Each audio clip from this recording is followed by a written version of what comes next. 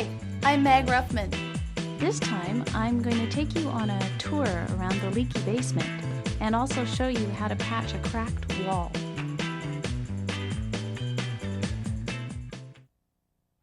Basements are a mysterious underground world, and the best thing would be if they made basements with glass walls, because then you could have like a giant worm farm. But unfortunately, builders don't have a whole lot of imagination, so they just use good old cinder block. Now, basements are noted for their dampness. And there are two kinds of dampness. There's the seepage problem, which you can see down here. There's been water come through this wall. And the way to tell that you've had a seepage problem is that there's usually a salt deposit left on the wall. You can have seepage, or you can have actually too much vapor in the air in the basement so that humidity just ends up condensing on the wall, and that's why the wall feels damp. So here's the test to figure out which it is that you have. Take a piece of plastic, heavy plastic with no holes in it, like a garbage bag is good, and tape it to the wall when the wall is dry, so that when you come back and notice that the walls are damp, check your patch. If it's wet on the inside underneath the patch, you have a seepage problem. If it's just damp on the outside, you have a condensation problem, and they're very different. And let me tell you why. You see, seepage is coming from the outside. Condensation is usually coming from the dryer, from a bad duct on the dryer, or it's coming from perhaps a shower that's in the basement that doesn't have proper ventilation. So let's go over here.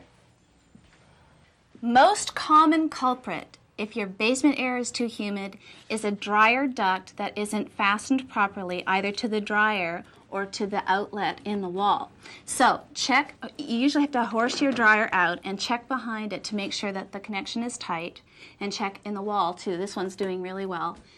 It's quite sound. And then also check the piping itself, the ducting, to make sure that it's intact, because they get brittle and they often split. If everything's okay with the dryer duct, also consider the fact that you might have a shower in the basement that is just spewing moist air into the environment without actually being vented properly with a ceiling fan.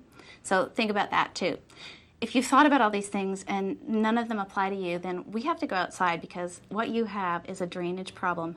You're in big trouble, but not really, because this is what we repair types live for. Okay, let's go. While we're thinking about ducting, we should check the outside of the house where that duct comes out, and sure enough, it's got problems. So I just always carry a spare dryer cap for these emergencies. So what we have to do is take it off, and the reason we want to replace it is because birds will come and nest in here. There's a perfect little nesting spot. Whoa! Teasing. Okay, so what I'm going to do is put on my work gloves.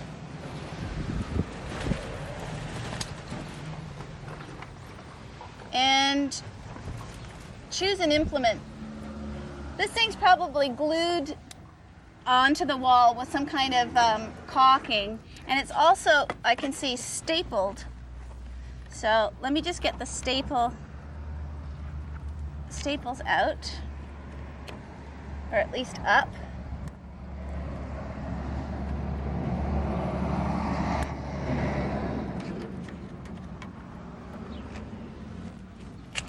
Well, that's got it. Another one up here by the feel of it.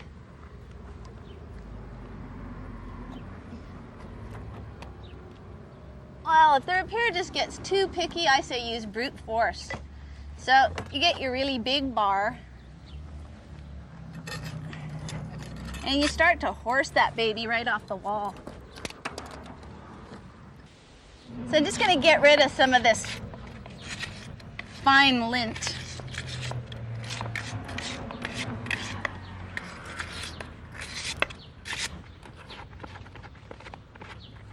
So that we have a clean surface to put the new one on.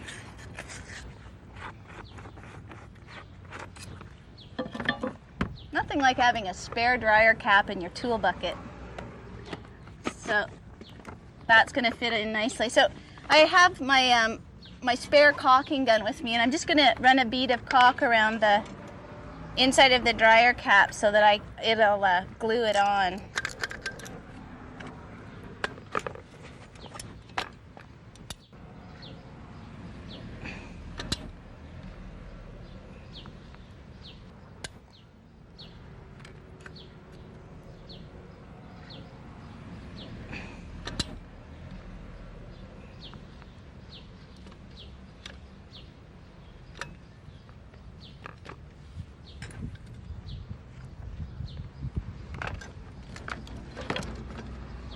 All right. See, this is the way this is built. This little thing flaps when there's an exhaust thing happening, but birds can't get into it and try to breed in there.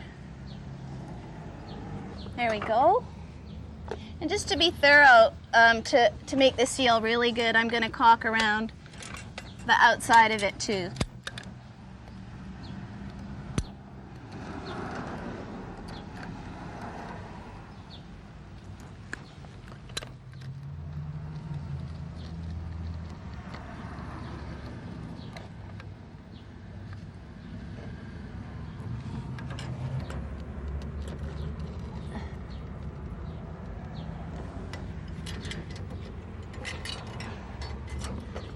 And I just gobbed it a bit over here, so I'm just gonna wipe it up with my rag.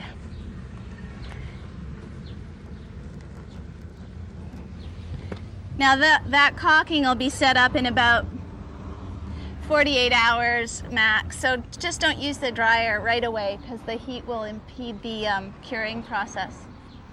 Okay, on we go.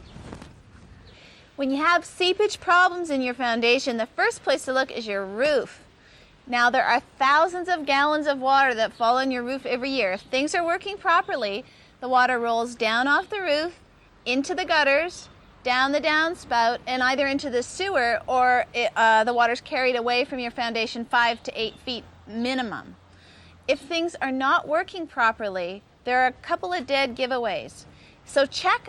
When it's raining hard, go outside your house with an umbrella and stand and look around and see if there are any gutters that are overflowing. This one's actually starting to tear away from the flashing, so I need to pound these nails back in. And the gutters themselves are full of flotsam and jetsam, which just backs up in the, you can see actually that the downspout is starting to clog up around the mouth of it. So this is no darn good. So there are a couple of things that I want to show you how to do. First thing is, if you don't want to stand out in the middle of a rainstorm with your umbrella, get out your trusty hose with a nozzle attachment and just fill the gutters up, trying not to soak yourself in the process. And then you can start to check and see if the gutters are sound. Now I could go on doing this, but you got the idea. So I'll just put this back in my trusty holster. Now you need to clean your gutters out spring and fall because they get full of debris that clogs up the downspouts. If you don't think you're that kind of a person, there are other techniques that you can use. So come right with me and I'll show you. Many exterior doors have a threshold and then underneath that a sill which slopes downward and away from the house. You should go looking at your thresholds and make sure that there's a nice bead of caulk running right through that joint. If it's not there, put it there. It'll moisture-proof your threshold and stop moisture from creeping down into your foundation. This is just a piece of gutter that I'm working on. You can use, if you find that there are lengths of gutter that are unseated, you can put this stuff called gutter sealant on them. It works on vinyl or aluminum or galvanized metal, whatever kind of gutters you have. Gutter sealant will repair holes, gaps, problems.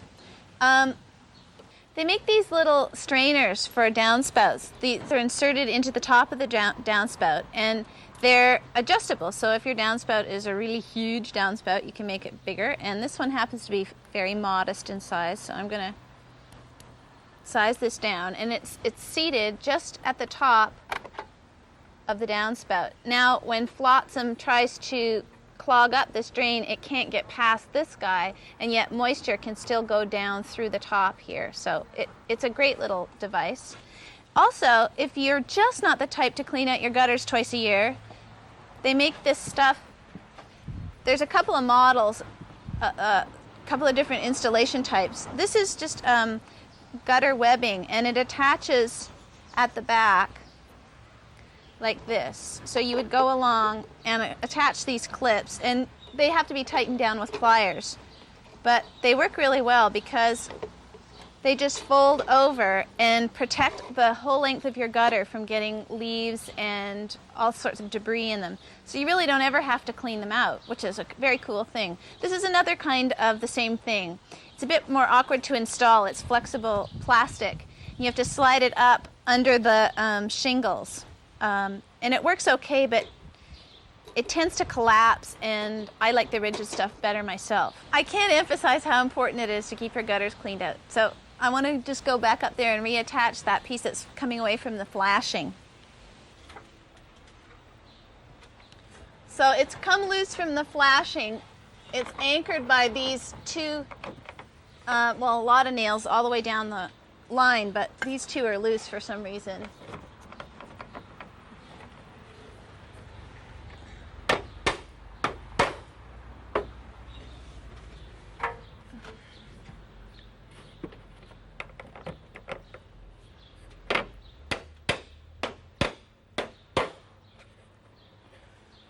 And then, of course, the obligatory, it's not going anywhere. You always have to finish your gutter repairs with that little motto.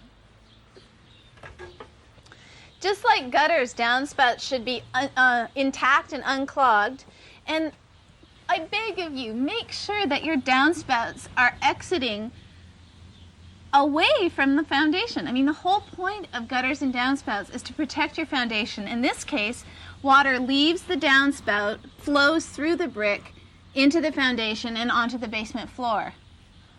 It's not really very protected, is it, that poor foundation? So you can buy these black plastic extenders that will extend the length of your downspout, and they attach really easily, and that's a good way to get a little bit more length on a downspout that is exiting too close to the foundation. Here's another one. This downspout is a little bit better. There's an elbow here. It comes under the deck and exits over here. So that's about 4 feet, which is acceptable compared to the last one. But it's not perfect, but it's acceptable. Okay, so we've got a bit more to see here. Another place where moisture problems can occur is around doors and windows. This is a door, and this has been caulked really nicely. The caulking's a bit dirty and dusty now, but it's still holding really, really well. It's adhered tightly to both sides of the joint. So this is not our problem in this case. This is looking very good, but come with me.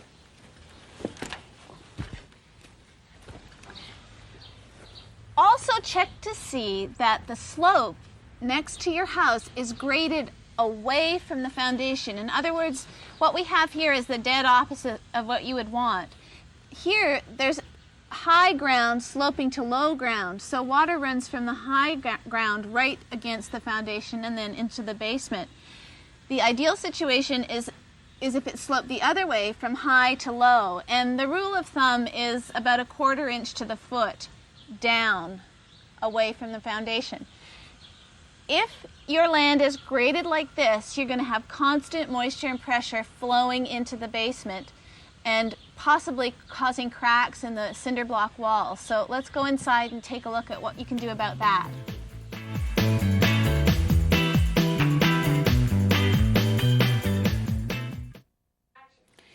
If the problem is that you actually have visible cracks in your foundation walls, wie fix? It's very simple. You simply use this marvelous product called Quick Plug, which could be used for many, many things, including visiting relatives, but we won't do that today because that would be mean. Now, this is the kind of job where you need some protective equipment, and I'll tell you why. We're going to be using cold chisels today. These are various different kinds of cold chisels. They're heavy. If you miss when you're hammering on the end of them, it really hurts badly. So this is why I favor the professional model. This design has been perfected by masons who really know what they're doing and who really hit themselves hard. So this is a very good tool to have. And also the plastic absorbs the vibration as you're pounding on it. So I've plugged the drains with, if you can find the plugs for your utility sink, you're a better man than I. But I use socks. I just put socks in because you don't want concrete chips going down your drain. So we have the chisel. Oh, before you even put on your work gloves, you get to wear these stylish glasses because there's going to be chips flying everywhere. Huh? Is that good? Okay. This is the chiseling technique. What we have to do, because this quick plug stuff expands when you put it into the crack, so you want to chisel out an inverted V so that it's narrower at the surface than it is at the back.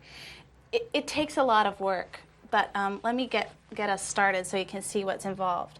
So you put the chisel in, and actually this mortar's really flaky, but we'll give it a whack anyway and see what happens. I'm using a framing hammer. It has teeth in the head so that it catches better. It doesn't slide all over the place. Okay, here we go.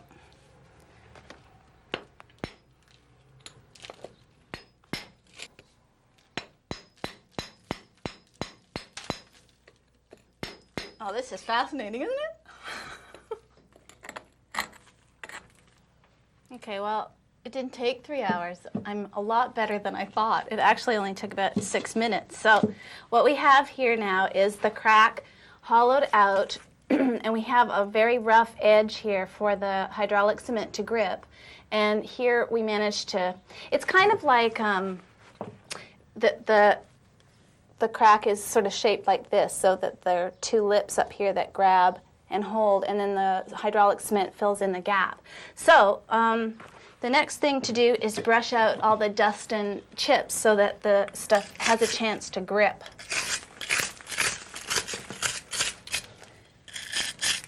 And you just keep at it till you stop hearing and seeing dust and chips flying. It's getting pretty good now. Oh, that was a tasty little inhale.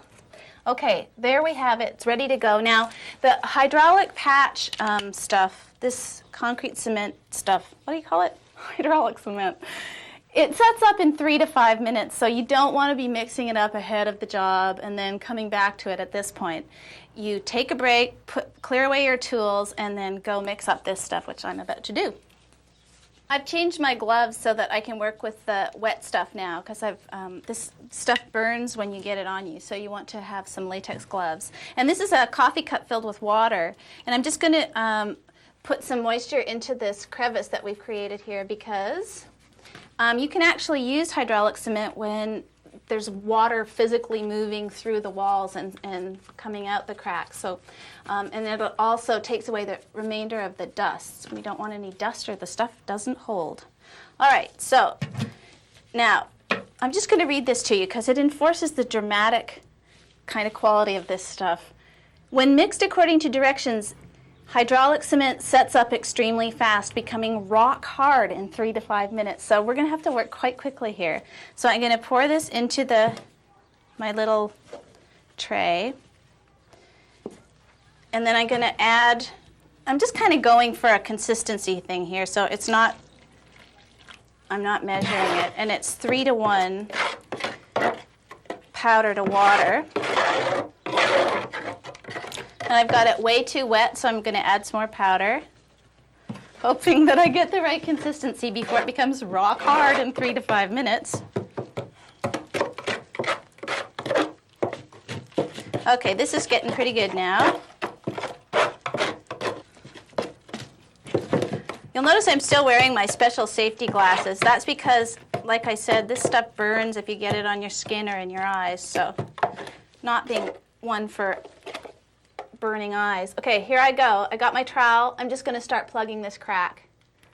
And it's going to drop out and be messy, but that's okay because I've got my drop cloth down. Oh, it's starting to set up, but it's still okay because I really made it quite wet. So I'm trying not to put too much all over the wall. And I'm going to feather it with my trowel so that, now they say that you can actually just check that it's gone in by using a gloved hand and pushing the stuff in, which is a good idea because see how much farther it went in?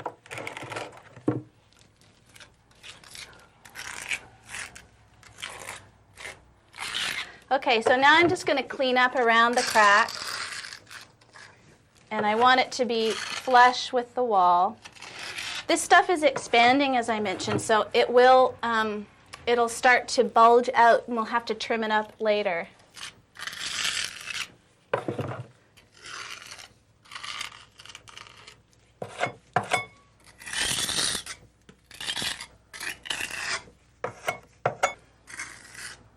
If you really want a hot dog, you can put in the, see how the mortar is has a nice kind of pointed quality. So we'll just do that just for fun. There we go. They'll never know we patched it.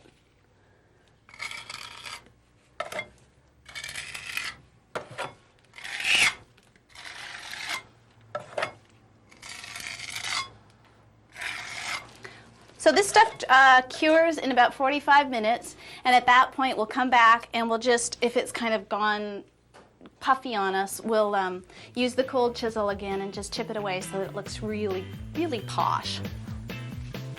I have to go clean this out now because it's going to become rock hard in about 30 seconds.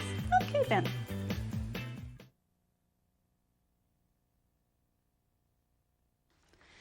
Have you ever sat bolt upright in the middle of the night and thought, what are they going to do with all the used audio tape now that CDs have become the medium of choice?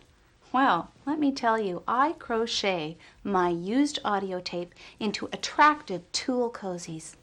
Tool cozies baffle tool burglars, and they keep the dust off your tools. After all, it's magnetic tape we're using here.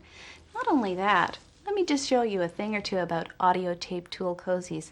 This will be the chromium dioxide, this black trim here on the cordless drill. And then this is the usual low-grade audio tape. This is 8-track, one of my favorite materials to crochet with. That's Tony, Orlando, and Dawn, actually right there. I like to display the tape. Now, this 8-track crochets up really sturdy. And I want to tell you one other use for these cozies. When they're not on your tools,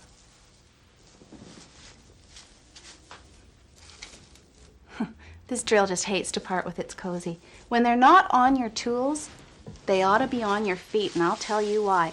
No dust bunny is safe when you've got one of these audio tape slippers on. You can just cruise around the house. Dust bunnies get caught in these little natural crevasses in the slipper, and you'll find that you're never having to sweep at all anymore. Isn't that great?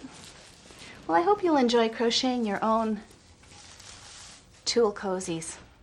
Until next time on A Repair to Remember, I'm Meg Ruffman.